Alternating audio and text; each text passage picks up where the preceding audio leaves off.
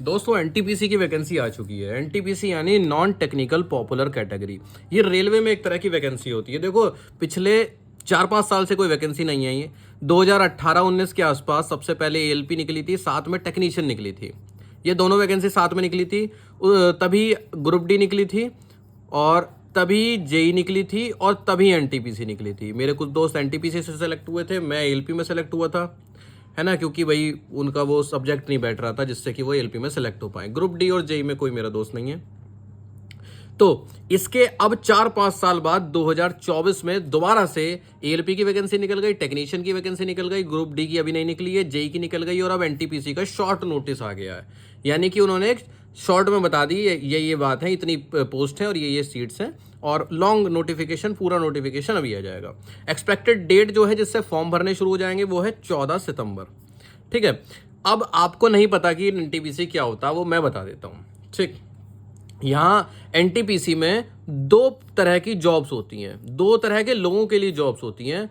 पहले वो लोग जिनको कि 12वीं पास माना जाता है और दूसरे वो लोग जिनको कि ग्रेजुएट पास माना जाता है। तो क्या होगा, आप में से बहुत सारे लोग होंगे जिन्होंने 12th कर ली होगी, उसके बाद बीए, बीएससी, बीकॉम, बीटेक, जो भी कर लिया हो, कुछ भी कर लिया हो, अगर आपके पास इनकी डिग्री हाथ में है, इनका सर्टिफिकेट हाथ में है, तब तो आप ग्रेजुएट माने जाओगे। अदरवाइज अगर आप फाइनल ईयर में हो, आपने एग्जाम भी दे दिए पर अभी आपका वो जो डिग्री का वो होता है सर्टिफिकेट यानी मार्कशीट वगैरह वो हाथ में नहीं आई, तो आपको ग्रेजुएट नहीं माना जाएगा, तब आपको 12वीं पास ही माना जाएगा। ठीक है, इतनी बात समझ गए कि अगर आप फाइनल ईयर में हो तो आप ग्रेजुएट नहीं हो, आप 12th पास हो। ग्रेजुएट लोगों के लिए इन्होंने 8,113 पोस्ट निकाली हैं और 12वीं पास लोगों के लिए इन्होंने 3,445 पोस्ट निकाली हैं। दोनों को जोड़ लोगे तो कुछ 11,500 के आसपास पोस्ट आई हैं। जो ग्रेजुएट बंदे हैं वो अपनी वैकेंसी में तो फॉर्म भर ही सकते हैं, वो 12वीं वाली वैकेंसी यानी इन वाली पोस्ट में भी फॉर्म भर सकते हैं। ठीक है, यानी कि 12वीं वाली पास के लिए जो जॉब्स हैं, इन जॉब्स में कंपटीशन हाई होगा, हाई कट ऑफ जाएगी। उम्मीद है ऐसी कि लगभग 82 या 82 के आसपास कट ऑफ जाए, और उम्मीद है ग्रेजुएट वाली में लगभग 76 या 77 नंबर के आसपास कट ऑफ जाए।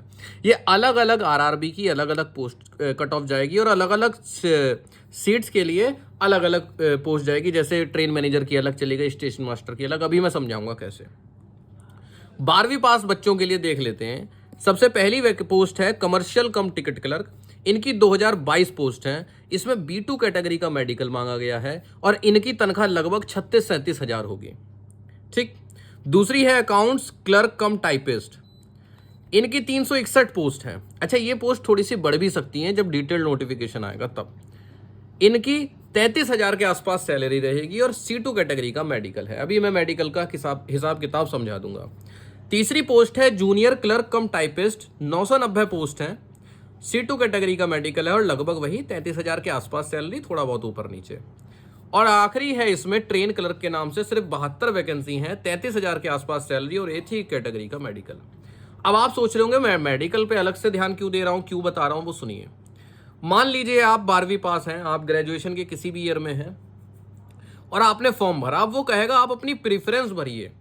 अब आपको, आपकी आंखें मान लीजिए कमजोर है, कमजोर आंखों वालों के लिए एनटीपीसी की वैकेंसी सबसे बेस्ट है, क्योंकि एएलपी वगैरह में तो बहुत अच्छा मेडिकल होता है।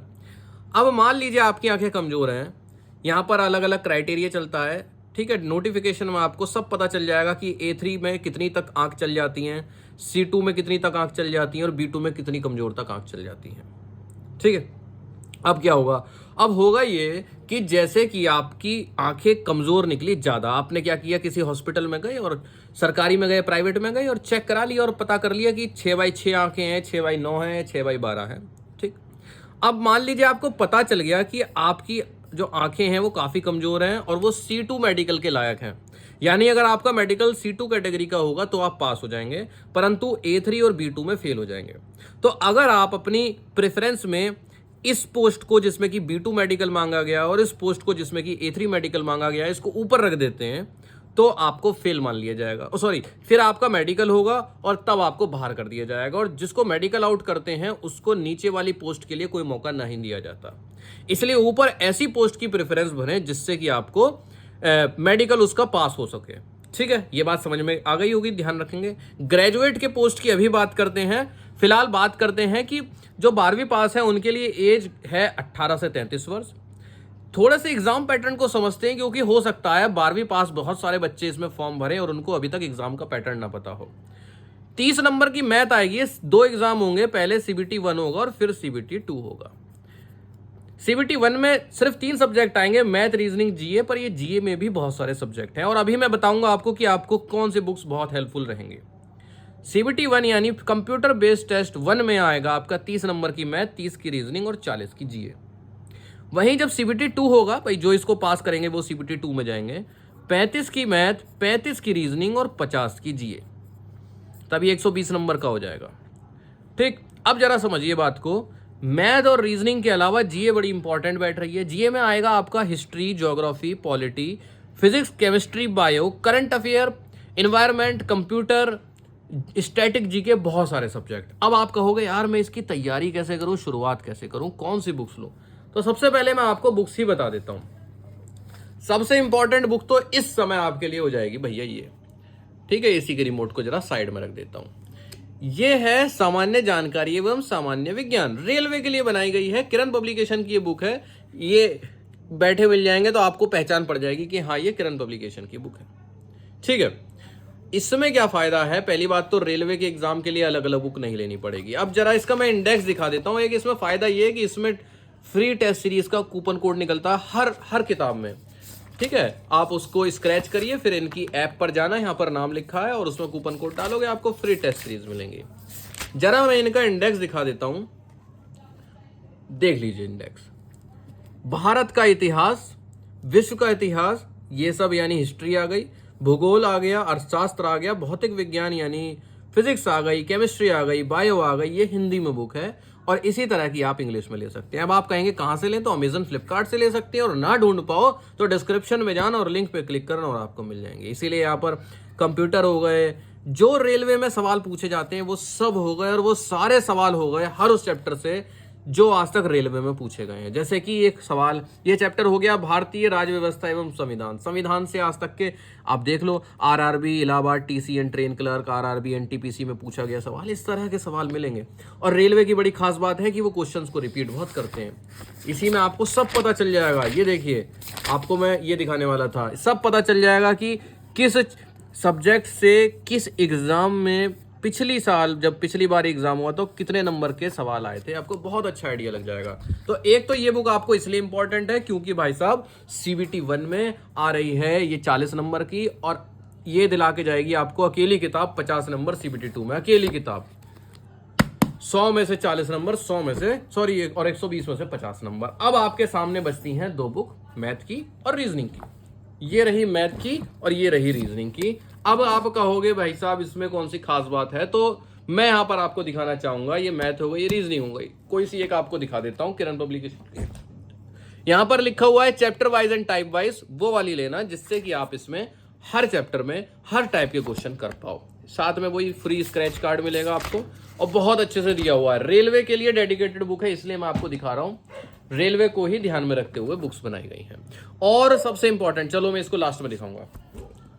CBT 2 की बात कर लेते, सॉरी इसकी बात कर लेते हैं। हमने एग्जाम पैटर्न समझ लिया, हमने 12th वाले पोस्ट समझ ली, हम समझ लेते हैं जरा ग्रेजुएट्स के लिए पोस्ट। ठीक है, 8113 पोस्ट हैं, कम कट ऑफ जाएगी। जिसकी GA अच्छी है वो यहाँ पर बाजी मार ले जाएगा। ठीक है, सबसे पहली पोस्ट आ रही है यहाँ पर चीफ कमर्शियल कम टिकट सुपरवाइजर, 1736 पोस्ट हैं, B2 कैटेगरी का मेडिकल है, और लगभग यहाँ पर आपकी जो वो बैठेगी सैलरी, वो लगभग 60,000 के आसपास बैठेगी। ठीक है, 60,000 के आसपास शुरुआती सैलरी। इसके बाद दूसरी पोस्ट है स्टेशन मास्टर की, 994 यहाँ पर वैकेंसी है। ये A2 कैटेगरी का मेडिकल है, और लगभग 60-65 हजार रुपए इनकी स्टार्टिंग सैलरी रहती है। खास बात ये यहाँ पर, जब आप CBT 1 और CBT 2 पास कर लेंगे तो इसमें आपको साइको टेस्ट देना पड़ेगा। और हाँ, मैं यहाँ पर बताना भूल गया, जैसे टाइपिस्ट या क्लर्क वगैरह की जॉब है तो इसमें आपको CBT 2 के बाद टाइपिंग टेस्ट देना पड़ेगा, तभी तो पता चलेगा आप टाइप कर पाते हैं कि नहीं। साइको टेस्ट वो बात की बात है कि क्या होता है ये। अगली जो पोस्ट है, वैकेंसी है, ये है गुड्स ट्रेन मैनेजर यानी मालगाड़ी के गार्ड की। 3144 पोस्ट हैं और A2 कैटेगरी का मेडिकल है और सैलरी जो है 75-80 हज़ार रुपये स्टार्टिंग होती है। और अगर आपकी ऐसी जगह पोस्टिंग हो गई जहां पर आपके ज़्यादा किलोमीटर बनते हैं यानी ज़्यादा ट्रेन चलती हैं तो 1 लाख के ऊपर आपकी सैलरी बैठा करेगी। ठीक है, अगली पोस्ट आ रही है यहाँ पर जूनियर अकाउंट असिस्टेंट कम टाइपिस्ट, लगभग 55,000 सैलरी, 1500 के आसपास वैकेंसी और C2 कैटेगरी का मेडिकल।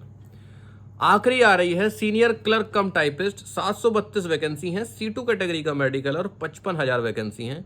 मेडिकल में इसलिए समझा रहा हूं, अगर आपका मेडिकल स्टैंडर्ड A2 नहीं है तो फिर आप A2 मेडिकल स्टैंडर्ड वाली पोस्ट की तरफ मत झांकना। ठीक है, जो मेडिकल स्टैंडर्ड आपका हो जिसको आप पास कर सको उन्हीं पर ध्यान रखना, उसी की प्रेफरेंस पहले भरना। 18 से 36 वर्ष इसमें मांगी गई है। अब आप कहेंगे मैं शुरुआत कहां से करूं भाई, मैं पता कैसे चलेगा कैसे पेपर आता है क्या होता है। बस शुरुआत और एंड भी वही होगा जहां से शुरुआत होगी। कहां से? मैं हर एग्जाम के लिए कहता हूं, आप रेलवे का नहीं कोई भी एग्जाम दे रहे हैं सबसे पहले लीजिए प्रीवियस ईयर क्वेश्चन वाली बुक। एनटीपीसी की किरण पब्लिकेशन की प्रीवियस ईयर क्वेश्चन वाली बुक आती है, सॉल्व पेपर्स हो गया, PYQs यानी प्रीवियस ईयर क्वेश्चन। इसके आप सबसे पहले क्या करिए, इतने सारे क्वेश्चन पेपर लाइन लगी पड़ी भाई, आपने जैसे ये क्वेश्चन पेपर खोल लिया, ठीक है, ये 29/12/2021 की प्रथम पाली में आया था। आप क्या करिए, टाइमर लगाइए जितने समय का एग्जाम होता है और इसको सॉल्व करिए और एक पेज पर 1 से 100 तक वो नंबर लिख लीजिए और उसके बाद उसमें आंसर लिखते जाइए और समय समाप्त होने पर आप यहाँ से चेक करिए कि आपके 100 में से कितने नंबर आ रहे हैं। तो पहली चीज आपको ये पता चलेगा कि आपका लेवल क्या है। क्या पता आप पहले से पढ़ने में इतने अच्छे हो कि आपके 100 में से 70-75 नंबर वैसे ही आ रहे हों, तो आपको बहुत अच्छा कॉन्फिडेंस मिलेगा और आपको यकीन हो जाएगा कि हाँ अगर मैं इसकी तैयारी कर लूँ तो मैं इसमें पास हो सकता हूँ और लगभग 1 लाख रुपए तक की नौकरी मैं स्टार्टिंग में ही ले सकता हूँ, वरना सरकारी में इतनी तनख्वाह होती नहीं है मेरे दोस्त। ठीक है, इस तरह से आप एक नहीं आप 3-4 पेपर सॉल्व करिए, आपको एक बेसिक आइडिया हो जाएगा कि अच्छा इस लेवल की मैथ आती है, इस लेवल की रीजनिंग, इस लेवल की जीए और इतने मेरे नंबर आ रहे हैं और ये सब कुछ है हिसाब किताब। अब आप इस पेपर के लिए नए नहीं बचेंगे। भाई मैं हूं मान लीजिए और मैंने कोई एग्जाम दे रखा, मान लीजिए मैंने एनडीए के पेपर 2-3 बार दे रखे हैं, तो आपकी नज़रों में मैं एक्सपीरियंस्ड बंदा हो गया एनडीए के लिए। तो सेम यहाँ पर भी है, जब आपने एनटीपीसी के 3-4 पेपर सॉल्व कर लिए तो अब आप भी एक्सपीरियंस्ड हो गए। अब इसके बाद इसको छोड़ दीजिए, अब वही बुक्स मैथ की, रीजनिंग की और जीए की बुक ले लीजिए, अपना सिलेबस कंप्लीट करिए। अब आप फिर से क्वेश्चन पेपर्स को सॉल्व करिए और देखिए कि पहले कितने नंबर आ रहे थे और अब आपके कितने नंबर ज़्यादा आ रहे हैं। इस तरह से आपको अपने आप को इम्प्रूव करना है और तैयारी करनी है। उम्मीद है आपको एनटीपीसी में इन पोस्ट को लेकर, इस मेडिकल को लेकर और मेडिकल को लेकर क्या सावधानी बरतनी है फॉर्म में, ये बात समझ में आई होगी। कोई भी आपके सवाल हो आप कमेंट करके पूछ सकते हैं।